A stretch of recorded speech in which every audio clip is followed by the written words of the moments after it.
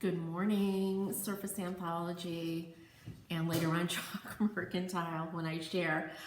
Happy Thursday. Today I want to touch on glazing, using a glaze on your pieces. And this is a lot of fun. I was experimenting a little bit this morning before I came on.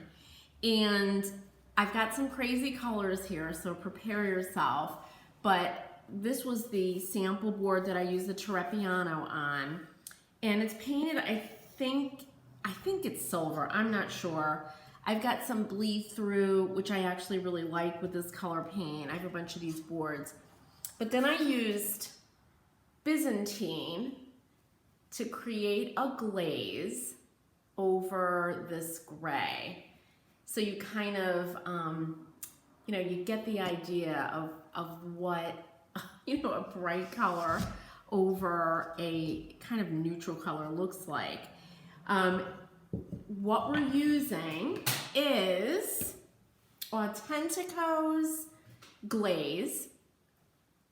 So, I've got limited room here. Let me move this over. So we're using Authentico glaze, which is also really great at extending the open time of the Authentico vintage paint, which is also what I'm using.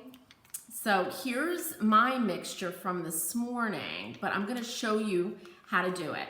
And you could start at 80% glaze and 20% vintage. Start there, and as I always say, do a test first. Play around with these products before you do an entire piece, so you know how they react, what you want, all of that.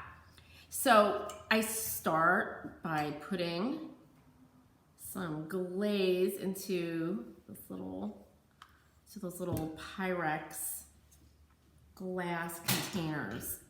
And actually I'm gonna put a little bit more. So obviously the more glaze you put in, the more transparent your glaze will be. And then I'm at the bottom of my can here. I'm just gonna put in some Byzantine.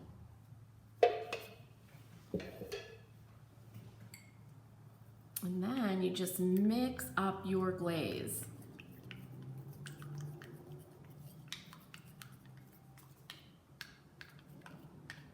And that's it. It's got the consistency of sour cream.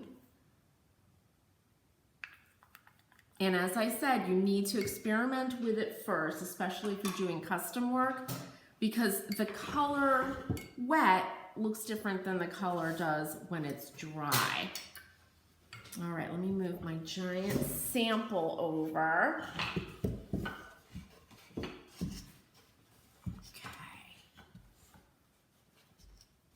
Then what I'm using, and make sure you have lots of rags. I've got some paper towels.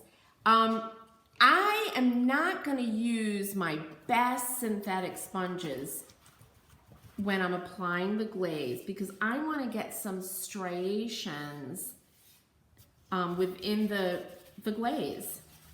And just like I've shown you guys with wax, this is kind of what I like to do. There's a million ways to do this, and we're gonna go over that towards the end. And I'm gonna show you, I've collected a lot of water in this. All right, and I have another natural bristle brush, just as a backup. And if you guys are like me, you've got a collection of brushes. But I always, the more you paint, the more you'll find your absolute favorite ones. Okay, so here's my piece. It's just painted, and as I said, I did the Trepiano. There's nothing on it. You can't put a glaze over a wax surface, so you wanna make sure it's nice and clean. And then dip into the glaze, and let's pull this down a little and brush it on.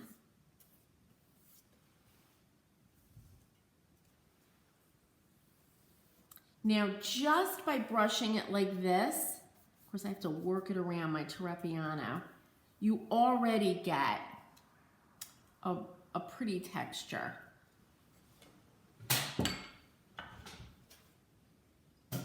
So you see that texture you get? You know, imagine if you were using, say, a pale, warm color base and maybe a color like Canvas or Loft over that, and you go one way, let it dry, and then go another way and let it dry. You can create the look of fabric. It'd be really beautiful.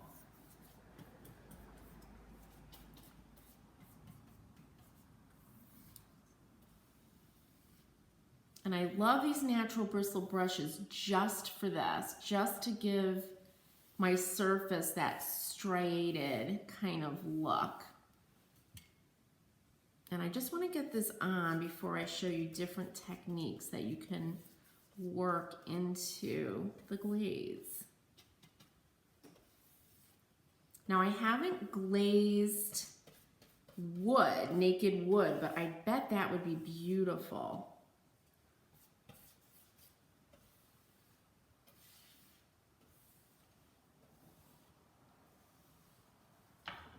Okay. Couple more. And when this glaze dries, it is matte and flat, which I love. No gloss. It's just a nice matte finish. All right, here's our last one.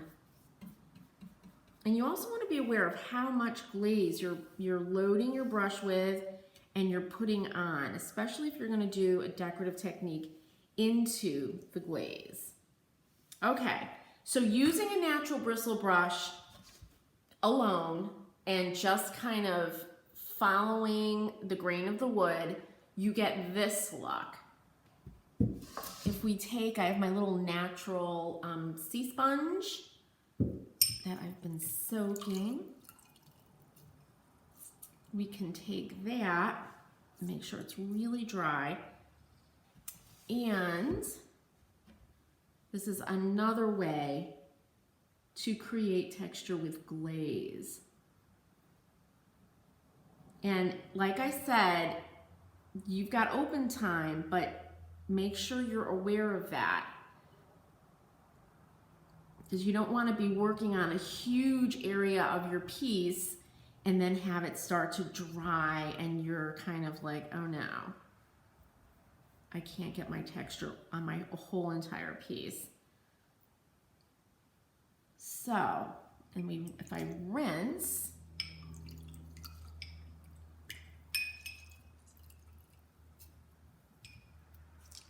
I'll take off a little bit more. And you do have to be careful. We don't want to recreate the 1980s sponged look. And I think that was really about not doing it enough, you know, like makeup not blending enough. So there's the sponged look, and you can get really cool effects, tortoiseshell, that kind of thing. And then if you use, and I didn't bring over my palette knife, that's what I wanted, but you can take a straight edge, like a palette or a putty knife, and I've got to get to an area that's wet still, and scrape. Whoop. So what I did right there is scrape like this. And this is another way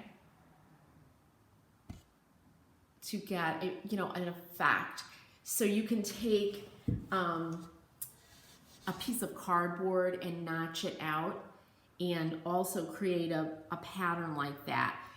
Honestly, the possibilities are truly endless with glazing. And I know I say that with everything, but it's true. You're only limited by your imagination. And with colors, and Autentico has over 160 colors. So you're essentially, their palette is like infinite because you can mix them together and really go crazy with color and create your own look. All right, so I wanted to show you, oh, and quickly, I love the wax. I always talk about the wax. You can also use the waxes as glazes. So here's the white wax over Nocturnal Autentico's black. Here's the taupe wax over Casablanca. And those are also really nice glazes, but it's a different look, and you're more limited by the colors with those. So let's see what the glaze looks like on these really beautiful molds. I had somebody ask me in one of the groups how different things look when you apply them to something that's ornately carved or when you're working on something that's flat. And they always do. So maybe with a really flat surface, I might do that striated linen look if I wanted to glaze and create something unique. With a carved piece like this, the design of the carving really carries it. Okay.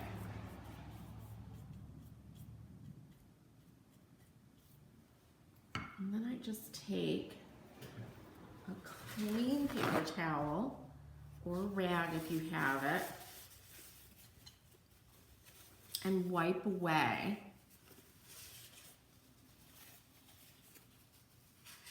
Oh, this looks so Florida to me. I love it. So tropical. So how beautiful is that combination? The Byzantine and Casablanca as a glaze.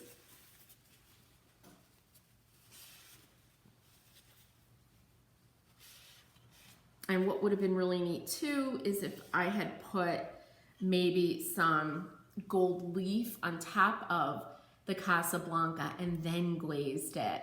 You can really create these very complex layers of paint and glaze, and all of that would look beautiful on a frame. Now let me show it to you on, I don't think you would see it on that color. On this gray. So this is French gray. And I'm gonna put, and actually this one's wax, so put that away. This is elephant gray, and we're gonna put the Byzantine glaze on this and see. Who knows?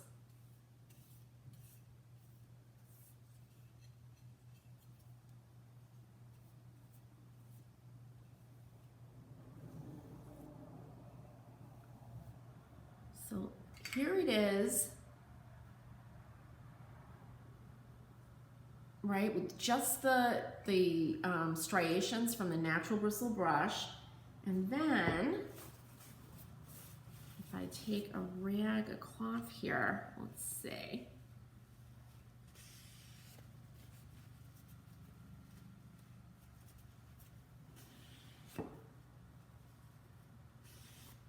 Very cool. And there it is. So this would be great for cabinets if you just want to get a little bit of detail. But again, you have to put it on, each door and work quickly. This does leave, it has a long open time, but I really want you to keep that in the front of your mind. Like, this is how long I have to work to get this effect. So that is, grab it, the Autentico glaze, and just a few ways to use it. Let me know if you guys have ever used it. Ask any questions in the comments, and I'll do my best to answer them. And show me what you're working on. Post your pieces, and if you've used the glaze, absolutely post. I'd love to see it. Hope you guys are having a wonderful Thursday. Happy painting.